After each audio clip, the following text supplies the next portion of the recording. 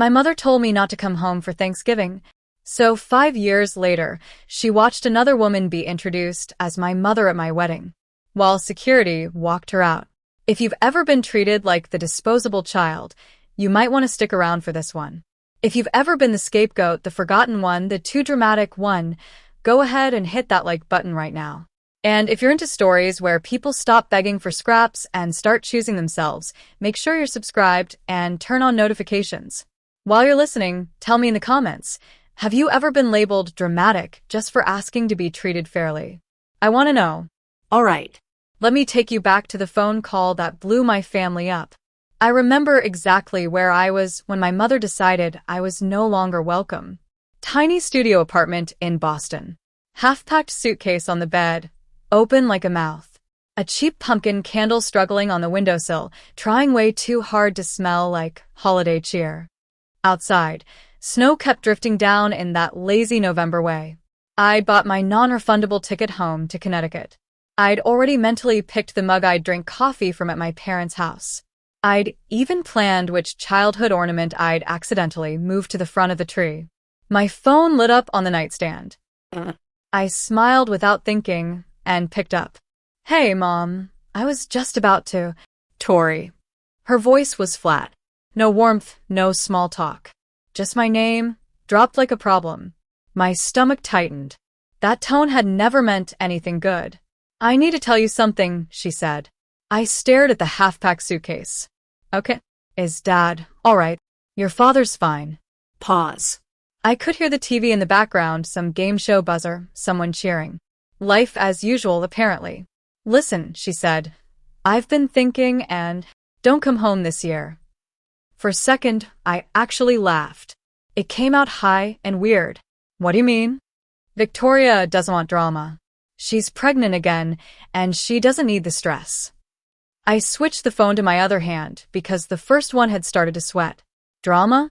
What drama? I haven't even talked to Victoria in months. Exactly. Mom's voice sharpened like a knife sliding against a stone. And let's keep it that way. You know how you get. Those 4 words always meant the same thing. You know how you get when you have feelings. How I get? My voice cracked. Mom, I literally just asked her last year why she didn't invite me to her baby shower. That's not drama. That's a question. She exhaled hard through her nose. See? That's exactly what I mean. You always make everything about you. Outside my window, snowflakes hit the glass and melted, leaving little watery scars. Inside, my chest felt like someone had pulled the floor out from under it. Mom, I said, I already bought my ticket. Then get a refund. Her tone was final. Court adjourned, no appeal. Victoria is pregnant. She doesn't need stress. You understand. She didn't wait for my answer. The line went dead. And for the first time in my life, I understood perfectly. I'd always been the acceptable sacrifice. I wish I could tell you this was a shocking, out-of-character moment. That's the thing about being the scapegoat, though. The final betrayal usually just confirms what your body has known for years. I sat down on the edge of my bed, phone in one hand, useless plane ticket confirmation in the other. My brain pulled up a greatest hits reel of being second place. 16 years old. I'd planned my birthday for weeks. Bowling, cheap pizza, a cake my mom promised she would bake. My 3 closest friends had already bought little gifts from the mall. That morning, Victoria called crying because she failed her calculus final. The world stopped. My party was quietly deleted. Don't be dramatic, Tori, Mom had said while Victoria sobbed on the couch. Your sister needs us more right now. We'll celebrate next weekend. Next weekend never came. My birthday cake stayed in the box of things that were never a priority. Then college graduation. First person in our family to graduate with honors. 4 years of ramen, part-time jobs, and crying over textbooks at 3 a.m. I walked across the stage. My name was read. People clapped. I turned toward the bleachers, searching for my parents. 2 empty chairs. They arrived 2 hours later, apologizing and smiling too much. Victoria had a prenatal checkup that couldn't be rescheduled. You understand, sweetheart. Your sister's baby is more important than a ceremony. More important than me. That's what she meant. That's what she always meant. You hear stop making everything about you enough times and you start thinking maybe existing is selfish. So I learned to be small, quiet, the chill daughter, the easy one. I thought if I made myself light enough, unobtrusive enough, maybe they'd finally pick me. Sitting there at 27 years old in that cold little apartment, listening to the echo of a dead phone line, I finally realized something too heavy to ignore. There is no amount of small that is ever small enough for people who need you to disappear. I called my dad. Some stupid, stubborn part of me still believed he'd say, "I'll talk to your mother. Of course you're coming home." He picked up on the fourth ring. "Hey, kiddo." His voice was careful. That told me everything he already knew. "Did Mom tell you?" I asked. Long pause. TV murmuring in the background. Maybe a football game. My dad's real first love. She mentioned it, he said. "And you're okay with this?" My throat tightened. "You don't think maybe I should be allowed at Thanksgiving with my own family?" Silence stretched. I pictured him in his brown recliner, rubbing his forehead, wishing he were anywhere but in the middle of a conversation that might require a backbone. "Dad," I whispered, "do you want me there?" 5 seconds. 10.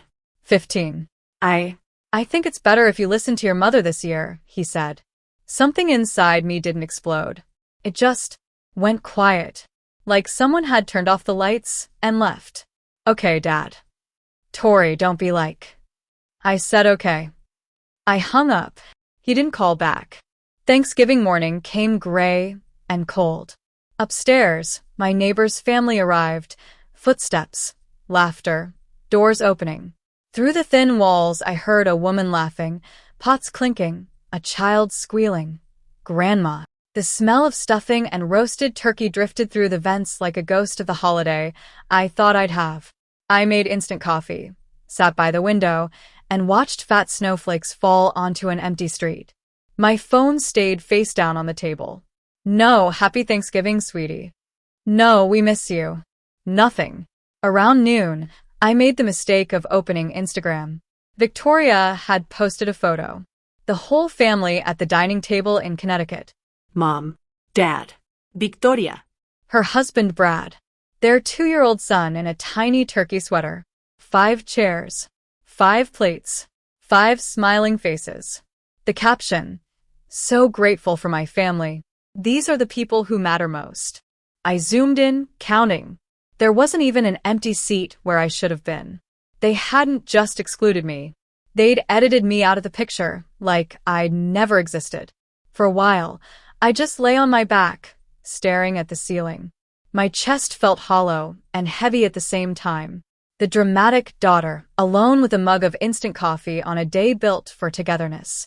I considered ordering delivery and letting my tears season the fries. And then, something in me refused. No. If I was going to be alone, I was going to be alone on my terms. Not curled up like a discarded sweater while they clinked glasses over my absence. I grabbed my coat. Harborview Grill was one of those old Boston places that had lived 1,000 lives. Dark wood. Brass fixtures polished more by hands than cleaning products. Cloth napkins, candles on every table, the faint smell of history in the carpets. When I pushed through the door, warmth hit me like a wall. The smell of roasted turkey and fresh bread wrapped around me. Silverware clinked. Glasses chimed. People laughed from deep in their bellies. Families everywhere. Generations packed around tables, leaning into one another like gravity was stronger where they sat. The hostess gave me that quick, flickering look of pity. "Just one tonight?" she asked. "Just one. Just me." "Yeah," I said, trying to sound casual. "Just one." She led me to a tiny two-top in the corner, wedged between the kitchen door and a huge family that had colonized 3 tables pushed together. I could have reached out and touched their chairs. "Your server will be right with you," she said. I ordered the Thanksgiving special, because what else do you order when your life is exploding in slow motion? Turkey arrived, perfectly golden, magazine-worthy. Cranberry sauce glistening, mashed potatoes fluffy, gravy steaming. I might as well have been chewing cardboard. The family next to me was loud in the cozy way. An older couple in their 60s. A middle-aged son with his wife and 2 kids. A younger man around my age who kept making everyone laugh. They passed dishes without asking. They talked over each other, not to be rude, but because they were so comfortable no one needed permission to speak. Watching them hurt in a very specific way, like pressing on a bruise you already know is there just to see if it still hurts. Spoiler, it did. I tried not to stare. I tried to be polite. I tried to be invisible. It didn't work. Somewhere between pretending to eat my turkey and checking my silent phone for the 20th time, my eyes filled. One blink too many and tears spilled over. I turned my face toward the window, hiding behind my hair, pressing my napkin into my eyes like that would dam the flood. Honey. I froze. The voice was warm and soft, with an edge of steel. The kind of voice that could soothe you or cross-examine you in court. I looked up. An older woman stood by my table. Silver hair neatly swept back, laugh lines etched deeply around her eyes. She looked at me like I wasn't an inconvenience or a spectacle. Like I mattered. I'm fine, I heard myself say. Automatic. Just allergies. One eyebrow lifted. Allergies don't usually make people cry into their napkins on Thanksgiving, she said gently. A weird half-laugh, half-sob escaped me. That obvious, huh? Only if you're paying attention. She gave a small smile. I'm Eleanor. Tori, I said. Well, Tori, she glanced back at her table, then at me. No one should eat alone on this day. Why don't you come join us? My whole body jerked in protest. Oh, no, I couldn't. I don't want to intrude. You're not intruding.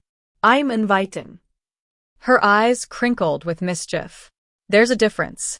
I really appreciate it, but my husband tells terrible jokes, she continued, ignoring my protest, and my son Marcus keeps trying to start political debates. You might as well come suffer with us at the big table. At the big table. The phrase lodged in my throat. The older man at the head of the family waved. She won't take no for an answer, he said. 43 years, and I've never won an argument. The younger man, Marcus, grinned. He's not wrong. I looked at my cold turkey, my empty chair, my damp napkin. Then I looked at Eleanor's kind eyes and the table full of people who somehow had room for a stranger. Okay, I said, before I could talk myself out of it. If you're sure I'm not. I'm sure. Eleanor placed a light hand on my shoulder. Come on, we just opened another bottle of wine, and there's way too much pie. I stood up on shaky legs and followed her. I had no idea I was walking toward the rest of my life. They made space for me like I'd always belonged. Someone scooted over. Someone else grabbed another chair.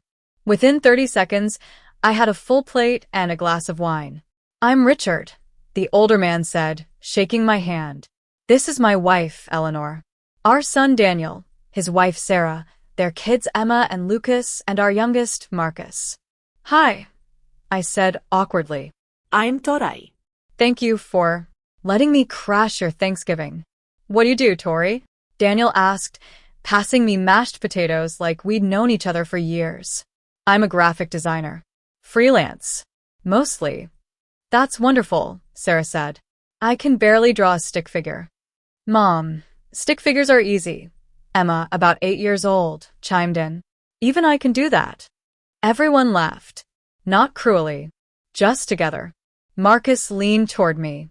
Fair warning, my dad's about to tell a joke. I am not, Richard protested. He is, Eleanor said, entirely certain. Richard grinned, already caving. Okay, fine. What did the turkeys say to the computer? Dad, no. Daniel groaned. Google, Google, Google. The kids shrieked with laughter. Sarah groaned. Marcus shook his head. And me? I actually laughed. A real, honest laugh that bubbled up from somewhere that hadn't seen daylight in a long time. Richard raised his glass. A toast, he said, to unexpected guests who make our table complete. Everyone lifted their glasses, including me, and in that moment, surrounded by strangers, I felt more seen than I had in 27 years with my own family. Later, When the kids had run off to explore the restaurant and the men were arguing about football, Eleanor slid into the chair beside me. "How are you doing, really?" she asked quietly. "Better," I said. "This is really nice. Thank you." "You're welcome." She took a sip of wine. "That's not what I asked, though." Something about her made lying feel pointless. "I'm having a hard Thanksgiving," I admitted. She waited. No rush. No pressure. Just space. "My mom called 3 days ago," I said slowly. "Told me not to come home. My sister is pregnant and she doesn't want drama." "That's apparently me." Eleanor nodded like she'd seen this exact type of wound 1,000 times. "I see. It's fine," I added quickly, out of habit. "I mean, it's not, but..." "It's not fine," she said gently but firmly. "Can I tell you something I learned in 30 years as a family lawyer?" I blinked. "You're a lawyer?" "Retired," she said with a little shrug. "Family law. I've seen every kind of dysfunction you can imagine. And here's one thing I've learned. The people who accuse you of causing drama are usually the ones creating it. They just need someone to blame." The words hit like a physical shove. My jaw literally clenched. "You're not the problem, Tori," she added, placing her hand lightly over mine. "You never were." I couldn't speak. It felt like someone had just said the sentence my inner child had been waiting 3 decades to hear. "Hey, I want to pause the story for just 10 seconds to talk directly to you. If you've ever been called dramatic, too much, or sensitive just because you wanted to be treated with basic respect, I see you. Have you ever been made the scapegoat in your family? Type yes in the comments if you relate. I read every single one because this channel is for you. All right. Back to how one Thanksgiving dinner turned into the best revenge I never planned. When the evening ended, I reached for my wallet, but Richard waved me off. "Please," he said. "Our treat. Consider it a Thanksgiving tradition. We always buy dinner for new friends." At the door, Eleanor pressed a cream-colored card into my hand. Her name, JD. Family law, retired. A phone number. An address in Brookline. "If you ever need to talk," she said. "I mean it." Then Richard called out from behind her. "Sunday dinners at our place every week. You're welcome anytime." That phrase hit me like a foreign language. "You're welcome anytime." "I couldn't," I said. "She could," Marcus chimed in, grabbing his coat. "And she should. Mom never says things she doesn't mean. Trust me." Eleanor squeezed my hand. "Family isn't blood, Tori," she said. "It's showing up." I went home with a full stomach, a business card, and a feeling I couldn't quite name. I didn't go to Sunday dinner the next week. Or the week after. It felt too strange, like crashing someone else's life. But Eleanor called. Just to check in. Just to ask how my week had been. By early December, I found myself standing on their porch, heart pounding, staring at a wreath on their door like it was a gateway to another universe. Before I could chicken out, the door burst open. "There you are," Eleanor said, pulling me into a hug that smelled like vanilla and laundry detergent. "We saved you a seat." And that was the beginning of the end of my old life. For 6 months, Sunday dinners became my anchor. Richard taught me chess and ruthlessly beat me every time.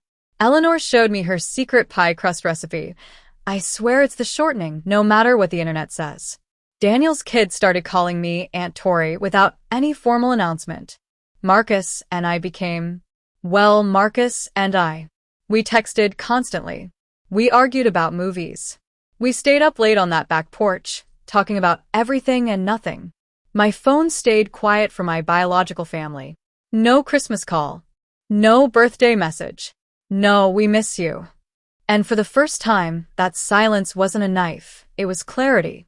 I stopped shrinking. I stopped rehearsing imaginary speeches to my mom in the shower. I stopped checking my phone on my birthday just in case. Eleanor and I sat out on her porch one spring afternoon, watching birds fight over the feeder. "Have you heard from your parents?" she asked. "No," I said. "And I haven't reached out. Do you want to?" she asked. I thought about it. Truly thought. Sometimes, at like 2 in the morning, I'll think about calling my mom. But then I remember. She knows what she did.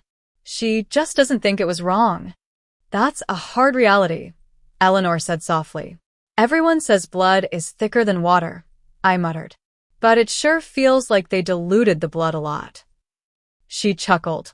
You know, I've helped a lot of people get legal recognition for the families they built, not the ones they were born into. Her eyes glinted with something I couldn't quite read. The law recognizes what the heart already knows. I didn't understand what she was really saying then, but I would. Fast forward 2 years. Marcus and I weren't just friends who texted too much anymore. We were us. It happened slowly, like waking up and realizing the sun's been up for hours. One night, he took me back to Harborview Grill. This feels familiar. I laughed, sliding into the booth. That's the point, he said, overly focused on his napkin. I wanted to bring you back to where it all started. Where what started? I asked. He reached across the table and took my hand. His palm was warm, a little sweaty. Tori, he said, I know your family hurt you. I know you're scared the people you love will decide you're too much and walk away. His eyes met mine and didn't flinch, but I'm not going anywhere. I never have. He pulled out a velvet box. Tori Thatcher, he said, voice shaking just enough to make me believe him. Will you marry me? The room blurred. My heart did that weird hummingbird thing. Yes, I whispered. Yes. Applause erupted around us. I heard a cheer from the corner and looked over. Richard and Eleanor were there, of course. Champagne already poured, grinning like they'd been waiting to exhale for 2 years. I guess Mom couldn't resist, Marcus laughed. I was officially going to become a Morrison. Wedding planning should be fun, right?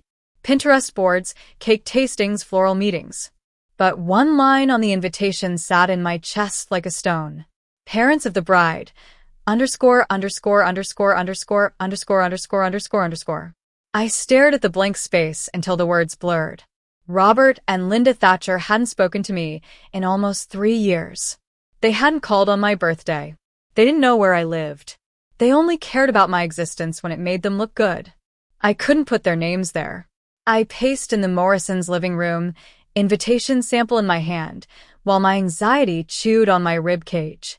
Eleanor found me. What's troubling you, sweetheart? She asked. I held up the card. This. She sat, patted the cushion beside her. I sat down like a deflated balloon. Do you remember, she said gently, when I told you the law can recognize the families we build? I nodded. Adult adoption, she said. It's a legal process. A consenting adult can be adopted by another adult or couple. It creates a real parent-child relationship. New birth certificate. Legal next of kin. Everything. My heart actually stuttered. That's real? Very real, she said. I've helped with the paperwork more times than I can count. I swallowed. Hard. Would you and Richard ever consider? She didn't let me finish. She just pulled me into her arms. We have considered you our daughter since that first Thanksgiving, she whispered into my hair. We were just waiting for you to be ready. The adoption process took months. Court dates, signatures, forms that sounded colder than what they actually meant. But when the judge signed that final order and handed me the paperwork, my knees actually went weak. Legally, officially, I was no longer Tori Thatcher. I was Tori Morrison. I had a new birth certificate listing Richard and Eleanor as my parents. I had new legal next of kin. And I had that line on my wedding invitation finally filled in. Parents of the bride, Richard and Eleanor Morrison. The family who chose her. That was my revenge. Not screaming. Not begging. Not hoping my mother would miraculously develop empathy. My revenge was building a life so solid, so full of love, that when my biological parents finally saw it, the only seats left for them were in the back row, as spectators. 3 months before the wedding, my phone buzzed. Victoria, did you know Tori is getting married? I stared at the screen for a moment, then blocked the number without replying. A week later, Mom's call started. 1, 3, 5 in a single day. Straight to voicemail. Finally, a text. Why didn't you tell us? We're your family. Call me back immediately. I read it. Deleted it. That was the end of that conversation. For me anyway. I should have known it wouldn't be the end for her. Our wedding day dawned golden in Napa Valley. Sunlight on endless rows of vines. White chairs lined up under an arch of flowers. It looked like something off a mood board I once made in secret when I was 12 and still thought I'd be the kind of bride whose parents loved her. In the bridal suite, Eleanor fixed my veil with hands that didn't shake. "You look beautiful," she whispered. "Absolutely beautiful." On the table beside us lay the wedding program. I picked one up and read that line again. Parents of the bride, Richard and Eleanor Morrison, the family who chose her. "Are you nervous about marrying Marcus?" she asked. "No," I said honestly. "Just a little about what might happen." I'd hired security, quietly, just in case. "Whatever happens," Eleanor said, cupping my face in her hands, "remember this. You have a family who chose you. We will always choose you." My throat tightened. "I love you, Mom." It was the first time I'd called her that. It felt right. Like the word had been waiting for her all along. She smiled through tears. "I love you too, my daughter." The ceremony was perfect. Richard walked me down the aisle, standing tall and proud. Marcus cried through his vows, which made half the guests cry with him. When we were pronounced husband and wife, I felt a weight lift off my shoulders I hadn't realized I was still carrying. At the reception, the music was loud, the wine was flowing, and my cheeks hurt from smiling. That's when a security guard appeared beside me. "Mrs. Morrison?" he said quietly. Those two words still make my heart flip. "There are two people at the entrance," he continued. "They say they're your parents." My stomach dropped, but not in the old familiar way. This time it was more like preparation. Marcus appeared instantly. "What's going on?" "My biological parents are here," I said. His jaw tightened. "Do you want me to?" No. I took a steadying breath. "This is my moment. I'll handle it." I could have had them removed immediately.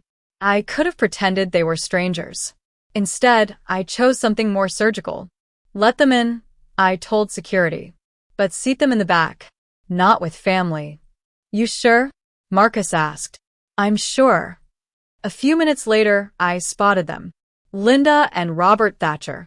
My mother and father. Technically. They hovered near the entrance, out of place in a room full of people who actually loved me. Mom's eyes were already scanning for attention, for status, for recognition. Dad looked like he wanted to sink into the floor. The MC tapped the microphone.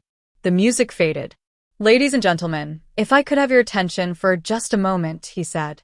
All eyes turned toward the head table. I glanced across the room at my biological parents.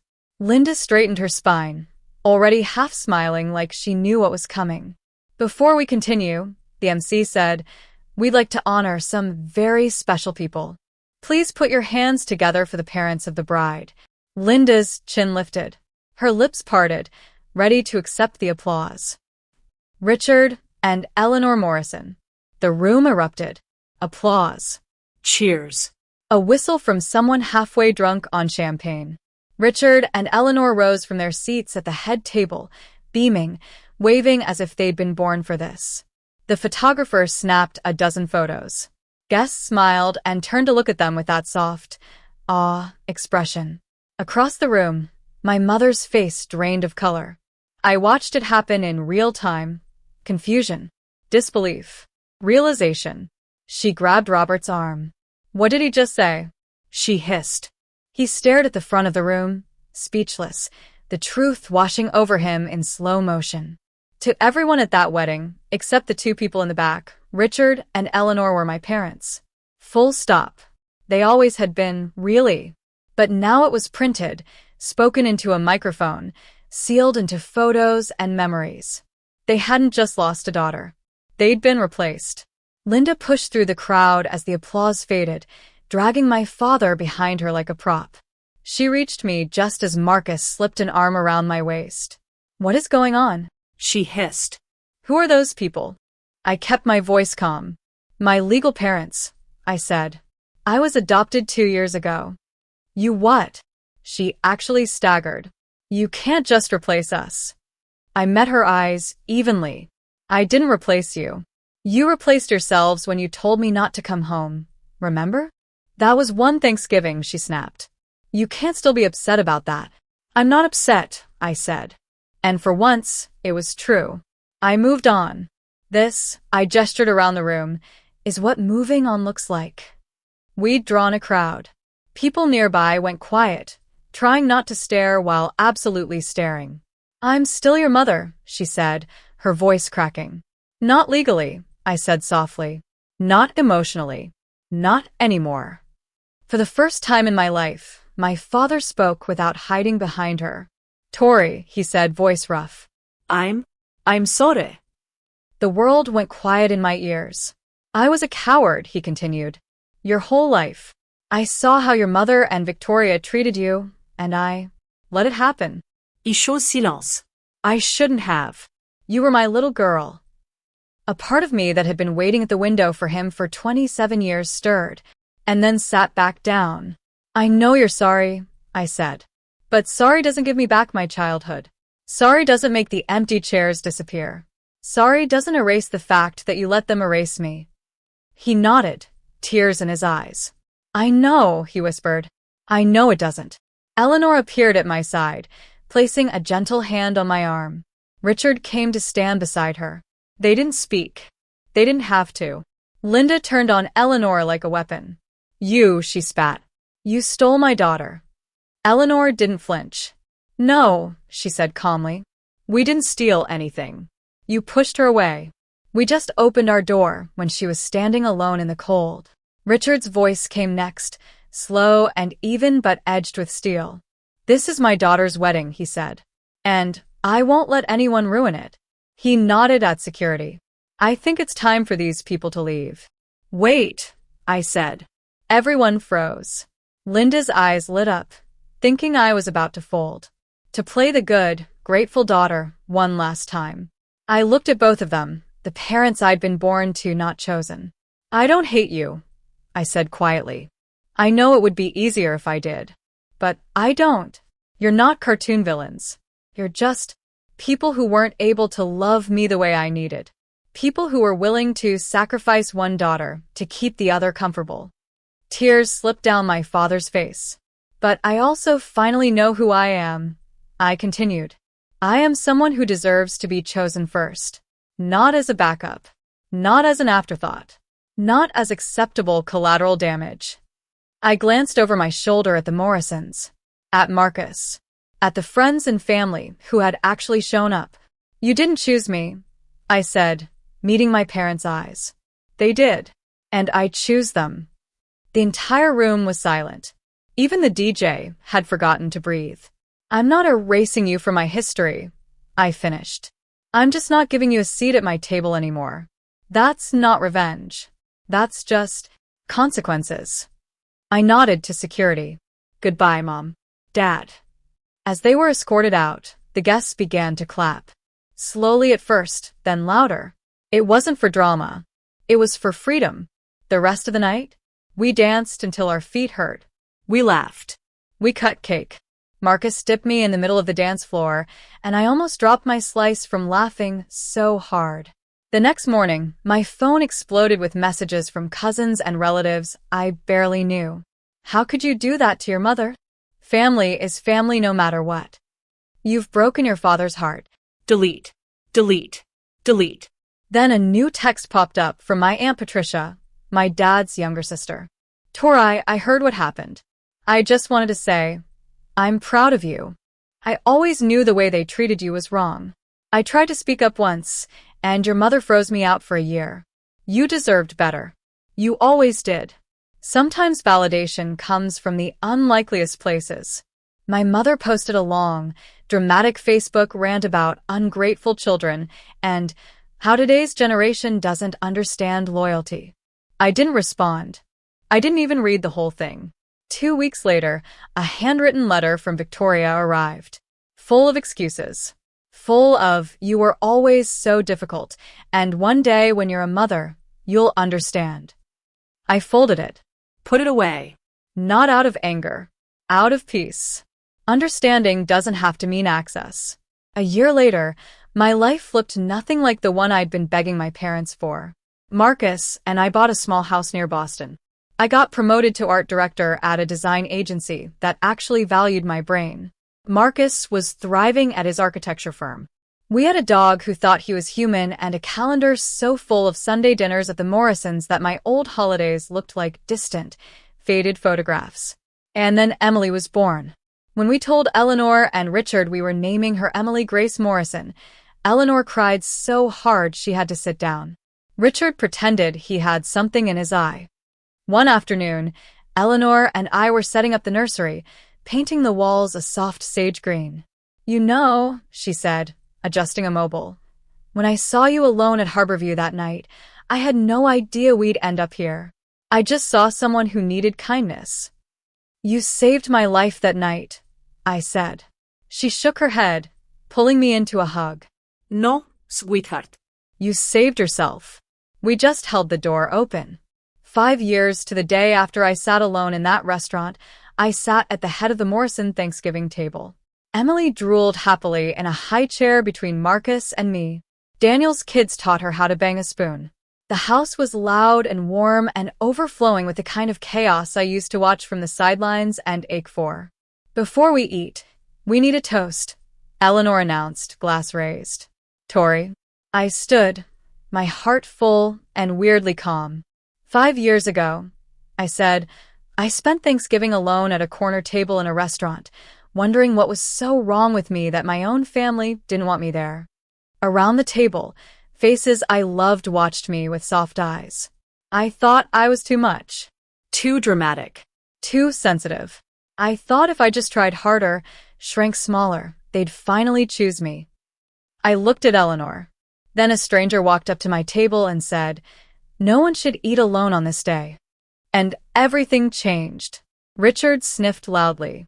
Emily chose that moment to squeal like a tiny, enthusiastic punctuation mark. "So here's my toast," I said, raising my glass. "To family, not just the one we're born into, but the one we build. The one we choose. The one that chooses us back." "To family," they echoed. Glasses clinked. The turkey was carved. Pie was shamelessly stolen when people weren't looking. It was messy and loud and absolutely perfect. For the first time in my life, I wasn't looking at someone else's table, wishing I had a seat. I was home. Later, Marcus and I sat on the back porch, wrapped in blankets, Emily asleep on my chest. The November air bit at our cheeks, but I never felt warmer. "Do you ever think about them?" he asked quietly. "Your bio parents?" "Sometimes," I said.